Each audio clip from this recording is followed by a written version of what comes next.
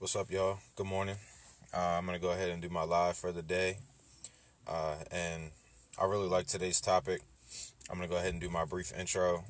As you come in while I'm doing my intro, please let me know if the quality is good. There's no freezing, no buffering, no glitches. Just, say good when you come into the comments and let me know how the video is. Um, so I'm going to go ahead and do my intro. Anybody that doesn't know, my name is Joseph. I'm part of Breaking the Chains. What Breaking the Chains is, it's a nonprofit organization that I started with my sister-in-law in memory of my mom. It was her thing she wanted to start, but she passed away, so we started it in her name, and we've been doing it for about a couple years now. Um, so what is Breaking the Chains? Basically, we just, we do videos on here, of course, and we also hold events in our hometown. I'm from Kent County, Maryland, Eastern Shore, and I recently moved to Houston, so that's where I'm at now. But I just got back from an event that we had at the beginning of this month. We do two a year. Um, my partner also works with Midshore Restoring Hope in Women, and she that's another nonprofit organization that is local to us. And basically, what they try to do is they try to help get women into recovery, and we raise money to fund that cause, to help fund that cause. Um, so that's just a little brief introduction. That's basically what we're all about. Breaking the chains. We're just all about trying to help people get into recovery programs if they need it. Raise awareness. Share some stories. Try to motivate people to get into recovery if they're not, and stay in recovery if they are. Uh, and I don't. It's not like anything particular, but we just happen to collaborate with Midshore Restoring Hope in Women. So to any guys, don't take any offense. That's just the group that we work with. So um, it doesn't mean that guys don't need recovery too. That's who we focus on, and that's who we help raise money for. So that's my intro. Now I'm gonna go ahead and get into the topic, and the topic is the light of exposure. So basically, what it talks about is,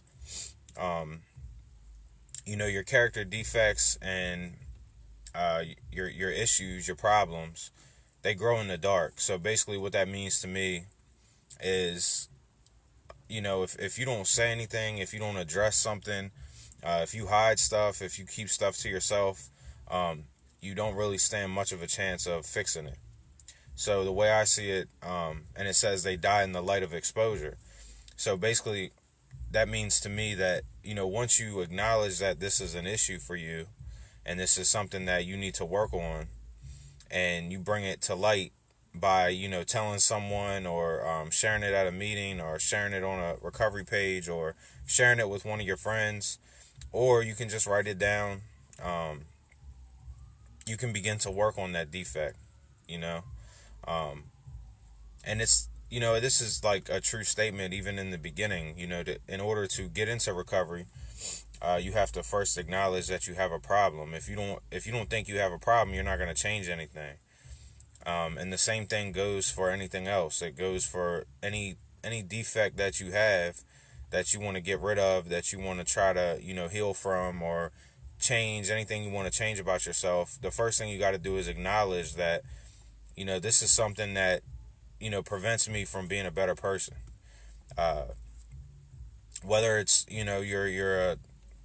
you're still one of those like scam type, if you carry that scam artist over with you, if you carried over that um, manipulation, if you carried over the resentments, if you carried over anger, if you carried over depression or anxiety, anything like that you've carried over, that's a character defect of yours that you want to work on. In order to work on it, you have to acknowledge it, and you have to attack it aggressively.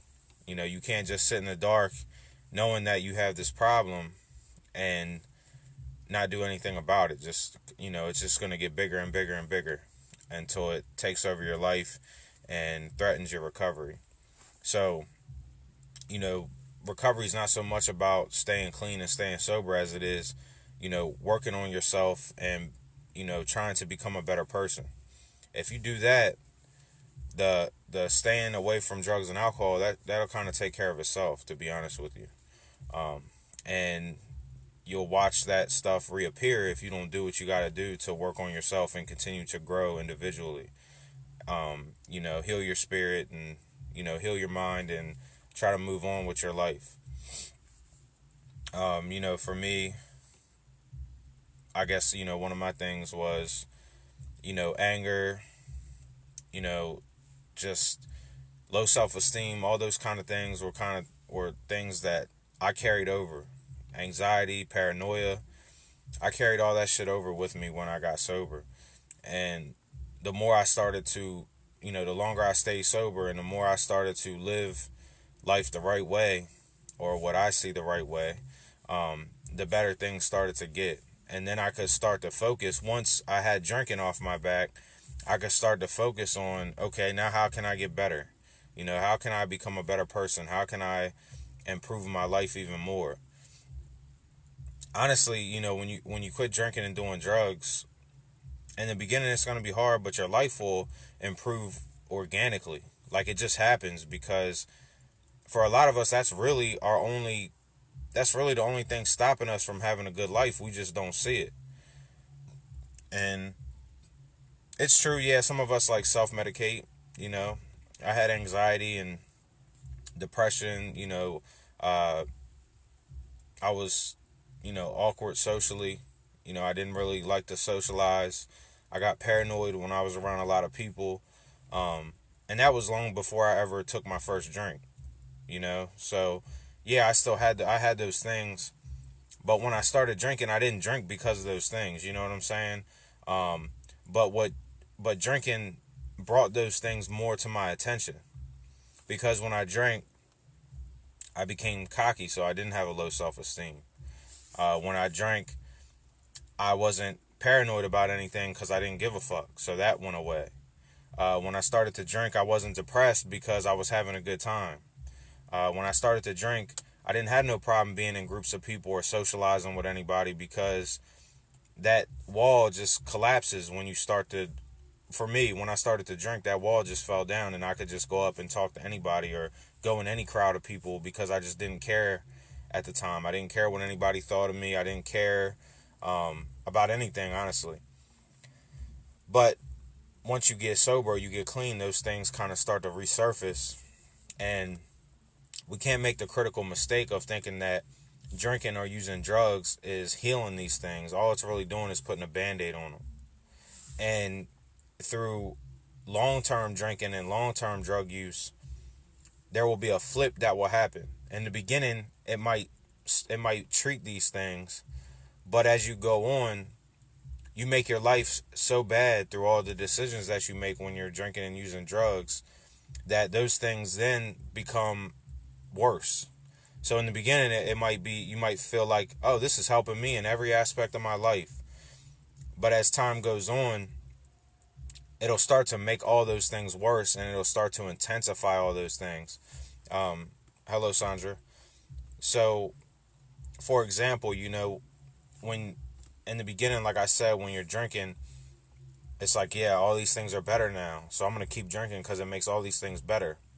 But then you're overdoing it. You're drinking too much. You're using drugs too much, and you're forming a habit, and your tolerance is going up, so you're doing more, and your tolerance really isn't going up. You just think you can handle more because you've been doing it for so long, and then you're blacking out, or you're making piss poor decisions, and then those things that used to be a problem for you in your past that this substance was healing in the beginning, well, now it's making it worse. Now you have more depression because you're depressed about how shitty your life is as a result to your drug use or your alcohol use. You're more paranoid because you might be breaking the law, or you might not remember what you did the night before. So now your paranoia is going up. Your anxiety is going up because you're nervous. You might have a court date or something like that. So you can see that through long-term use and long-term drinking or whatever, all this shit starts to intensify your past problems. You know, the things that you were struggling with that you were self-medicating for. So you just have to keep that in mind. But then once you get clean and sober, you realize that you can attack these things on your own. You know, you don't have to turn to drugs and alcohol. That, you know, if you would have, let's say you used or drank for 10 years or 15 years like I did, you know, you could tell yourself, or you sit down and think to yourself, you know, I wasted 15 years doing this shit and I could have already healed from all this stuff. Hello, Paula. You know, it's like I could have already healed from this shit if I would have just, if I wouldn't have been trying to put a Band-Aid on it for so long. You know, it's like putting a Band-Aid on something that needs surgery. It's not going to work, you know. And once we get a strong foundation around us, and we get some good people around us, and we get a good program underneath of us, we can start to go back in time and try to like figure out, you know, why do I feel this way? Well, to be honest with you, I tell people all the time, because you see now on social media, it's like this big thing. Everybody's depressed. Everybody has anxiety. When the fact of the matter is, for the vast majority of us that think we have a problem with depression or anxiety, it's natural emotion. You know, if you can identify why you feel depressed, if you can slap a reason on why you feel depressed, then you don't have a problem with depression. You're depressed because there's something about your life that bothers you that you don't like. You know what I'm saying?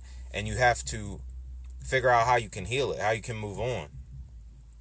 If you're depressed 24 hours a day, no reason behind it, your life's great and you don't know why, then okay, you might have a problem with depression. But for a lot of us, we just think like, you know, we're depressed and we slap a label on it and we tell ourselves, I have depression. No, there's something about your life that makes you sad, that makes you upset. Hello, Amy. Congratulations on your 1 year, Paula. So just keep that in mind, you know. Don't. I'm not a big fan of labels, you know. So because I feel like it puts I feel like it dwarfs our potential. You know, I feel like it tells us this is me and this is it. You know, I'm not a big fan of that. You can acknowledge that something is an issue for you without putting a label on who you are. You know, it's natural. I tell people all the time, when you first get sober or you first get clean, yeah, you got anxiety and depression because you ruined your life for 15 years, and now you actually got to sit down and think about it. You know what I mean? Now you actually have to feel it. And it can be overwhelming for us. It can be overwhelming for people who are new to feeling, you know, when you've been numbing out for so long. So just keep that in mind when you move forward. 16 days, yeah, you're fresh. It's gonna take a while. I feel like it takes a while for you to get. I feel like after, like, for me, I don't know about you guys, but for me, I feel like once I got past like the 90 days, 3 months, that's when things really started to click for me. So for any of my people who are, you know, 30 days, 60 days, 10 days, whatever, if you haven't passed your 90 days yet, I feel like just stay patient, you know, stay the course, ride it out. Because I feel like it took a while for everything to just kind of click and register, and for me to get back to being comfortable not drinking. Because, you know, when you do something for so long, it's a part of you. I use the analogy all the time for people. You know, what's the difference in somebody who has a drug problem or an alcohol problem versus somebody who has a problem with nicotine or cigarettes? You know, if you told that person after 15 years of smoking, you just can't smoke anymore, it's going to be hard for them. You know what I'm saying? When they first quit smoking, they're going to be cranky, they're going to be edgy, they're going to be emotional. So it's like the same thing for us. You know, you ever watch somebody try to quit smoking? Um, so it's the same thing for us. When you get sober, you get clean. It's gonna be rough in the beginning because all this shit's starting to come back to you now. You know, you're actually sitting having to deal with it. And I don't know about you guys, but when I was drinking, one of the best things I liked about it was I didn't hold myself accountable for anything, and I didn't give a fuck about anything whatsoever. Excuse my language, but that's just the way it was. I didn't care about anything. So when you get sober, the real you comes back to life. The person who has a conscience, the person who actually has compassion and sympathy for people, and then you start to feel like, damn, I can't believe I did that shit. I can't believe I spent so many years, hurting these people and doing these things, and, being a loser, being somebody who just, wasting my potential away. So it hurts, in the beginning when you get clean and sober, but you can still do all those things. You can still, open up your potential. You can still utilize your potential. Just because you didn't do it at 18 or 19 doesn't mean you can't do it at 29 or 30. It doesn't change anything. You still are the same. You still have the same potential. There's a few exceptions. If you wanted to be a ball player, you're not going to be a ball player at 30. But for the most part, that's not a bad thing either. You could be a coach. There's other things you can do to stay in the same lane that you're passionate about and still open up all your potential. A lot of us feel like it's over, I went through that with my mom, it was like, and it's funny the cycle we go through. It's like you're using because you're ashamed and you feel guilty, but you keep using and you keep creating new scenarios to be ashamed and feel guilty about. You just keep digging the hole because you feel like it's over. It's not over. Your life's not over until it's over. So never feel like it's too late. And for my young people, if you're young and you're in it, stay in it. The sooner you get clean and sober, the better of a chance you have of staying that way, and the better of a chance you have of making so much more out of your life. And it's not just about what you can do with more time. It's more so about giving yourself more time by staying clean and sober, and not going back out there. Because my mom was 49 when she passed away, and she was 8 months clean, but she still died, and the reason she died was from long-term use. So just keep that in mind. It still got her. But so if you're hearing that, you might say, well, what's the point? Well, the point is, she got clean at 49, and she stayed clean for 8 months. And in that 8 months time, she repaired her relationship with us. She got to spend time with her grandchildren. I felt like I had my childhood mom back, because there's a lot of great people that get lost. And she's one of those people to me. She was one of those people that a lot of people had a lot of respect for. And once she got clean, it was like something just snapped, and I felt like it was the same old person. It was the person that I knew from my childhood. And I'm appreciative that I got that time with her. I'm not resentful because she passed away. I'm so appreciative that she died that way instead of me getting a phone call that my mom overdosed, and I have all these resentments that we didn't get to repair all of these relationships, and I still kept a relationship with her when she was in active use. I still hung out with her.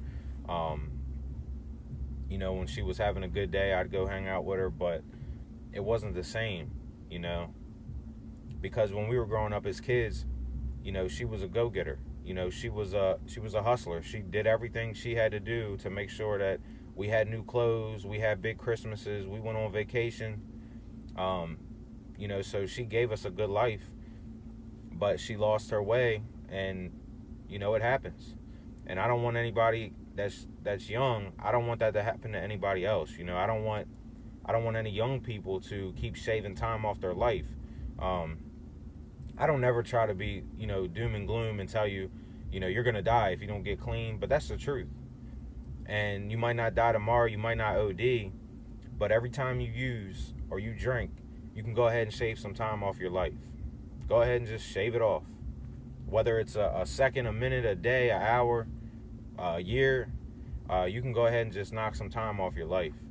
Every time you use, every time you drink. So just all my young people, I want you to keep that in mind, because this isn't my problem personally, but the opiate, it's out of control, and it's becoming such a young person. It's becoming a young person drug. It went from when I was a kid and I was in school, it being weed and alcohol, to now it's pills and whatever the fuck else. It's becoming it's like they've upped the ante on what's a social drug. I feel like the 70s have came back around or something. So now you see more hardcore drugs being a social drug, and it's a scary thought. I got 2 daughters of my own, and I don't want them to grow up like that. I don't want them to grow up in that. And that's a lot of the reason why I got sober to begin with, because I know what I went through with my parents. My dad was alcoholic. My mom was a on and off again drug addict. And all the way down my family tree, it's alcoholics and drug addicts. So I know what it's like growing up like that and experiencing that. I know what it's like to sit on the step and my dad not show up to pick me up. I know what all that shit feels like, and I don't want my kids to go through that. And that's why I'm, being so aggressive while I'm young and while my kids are young. So when they grow up, they never experience that. I don't even want them to know that person. I don't want them to know that side of me. I don't even want them to ever see it or experience it. I don't want to tell them stories about it. I don't want them to know shit about it, because it's not going to benefit them. So my kids were my motivation, but in the end, I got to stay sober for me, and that's something y'all need to remember too. If you're not doing it for you, it's not going to last. I went through that myself, and it was something I had to learn. We got to value ourselves. We lose our pride along the way when we're using and drinking all the time, and that's something we got to get back. Don't be afraid to do things to boost your ego and self-esteem, because you need it. You need to know that you matter, that your life matters, that you have value, that you are important. So many people get sober for their boyfriends or their girlfriends or their kids, like I said, and it's short term. It's not going to last. It's going to be really hard for that to be your only reason, because what happens when your kids go and spend a night over a friend's house, and you're sitting at the house by yourself, bored? What are you going to do in that situation? You know what I mean? It's hard to say. So just keep that in mind.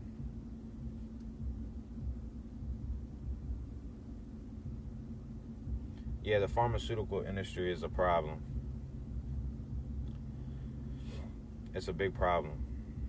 That's what got my mom back started. She messed her back up, and when she was young, when she was a teenager, she did heroin and all that shit when she was a kid, but she got clean, and then she hurt her back, and then that kind of sent her back down that spiral, and then she eventually turned to street drugs right around the time, probably a couple years before I was about to graduate high school. And that's the way it works. Eventually the doctors can't write you scripts anymore. Eventually you start to put together that dope's cheaper than pills, and that's how it goes. That's how it goes for so many people. We have a false perception that we look at pills now like we used to look at beer, because it's legal, because a doctor tells us it's okay. It's not okay, just like it's not okay to, drinking. Our world will be better without it. We don't really need it. Just because there's a handset group of people who can handle it responsibly, is that worth all the people that lose their lives over it, or ruin their lives, or fuck their kids' lives up over it? It's not worth it, but it's big business. That's the way the world works, and we have to make better choices ourselves. We can't, don't let them lead you, because they're filling their pockets. So don't let them lead you. You got to lead yourself and make your own decisions. And now, we're aware of it. We're aware of the problems that pills cause, the side effects, the tolerance, you know, your tolerance builds up to it, and then you take more, then you get high that first time by accident. You're like, damn, I felt great. I got all this shit done, you know what I mean? And then it just goes downhill from there. That's the way it goes. I can remember it clearly. I can remember, watching my mom pass out not out on the couch. I can remember me and her sitting out watching TV, and then she starts talking about shit. I have no clue what she's talking about, just something random. So I remember, I know that shit. So at a young age, I was aware. So that wasn't something that I wanted to gamble with. But I still gambled with alcohol, and I lost. So either way, being an alcoholic, doesn't make you any better than anybody else. I always just say, alcohol is a slower kill, but it's still gonna kill you if you overindulge and you keep doing it for so many years. My grandfather, he just passed away too not that long ago.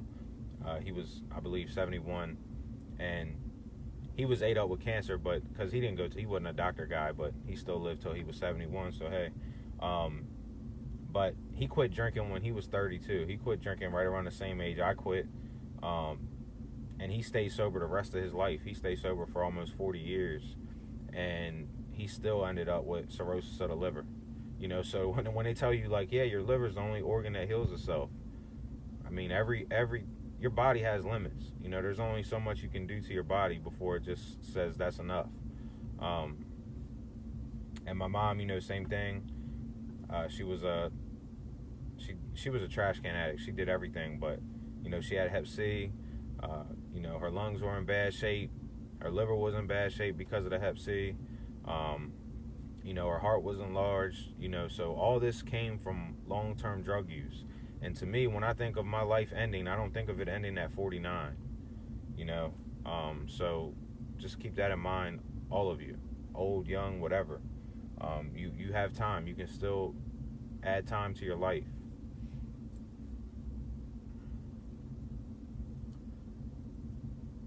Yeah, Abby, I just feel like, back in the day, we were always taught that marijuana was the gateway drug, but that's not true, for our generation. For our generation, I believe it's pharmaceuticals is the gateway drug. And I feel like that's the fact.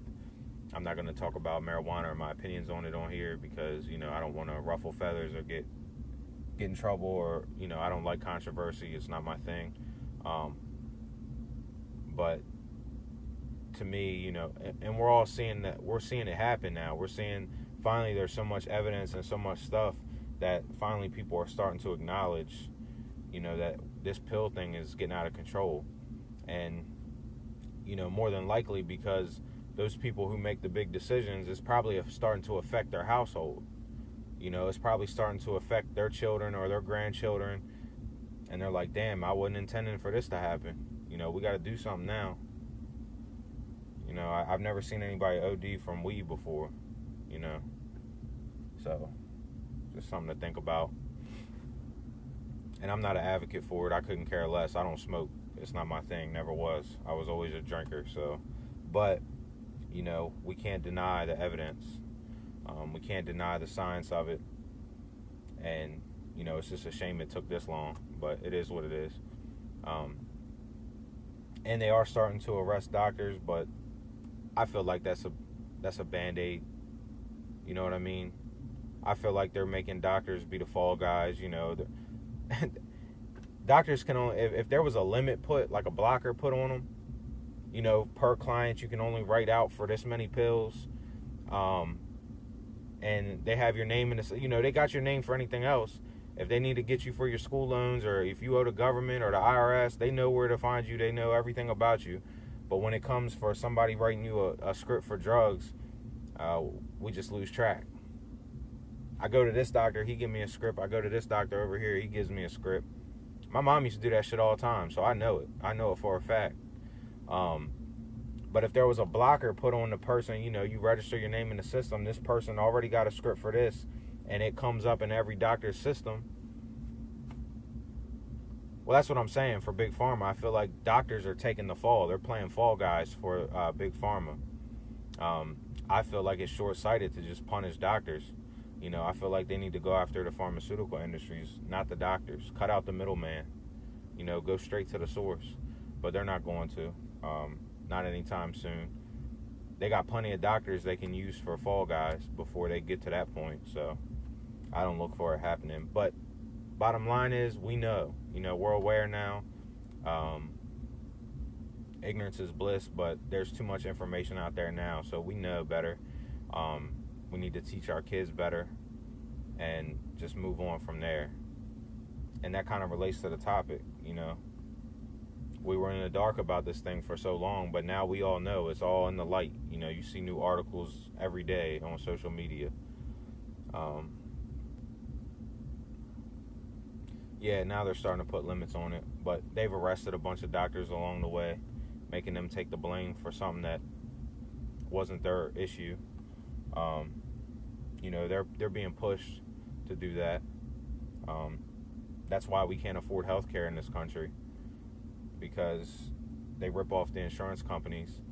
In turn, the insurance companies have to jack up their price so they can make their money back, and that's just the way it goes. But we're not going to get into all that. If you found this useful, go ahead and share it out.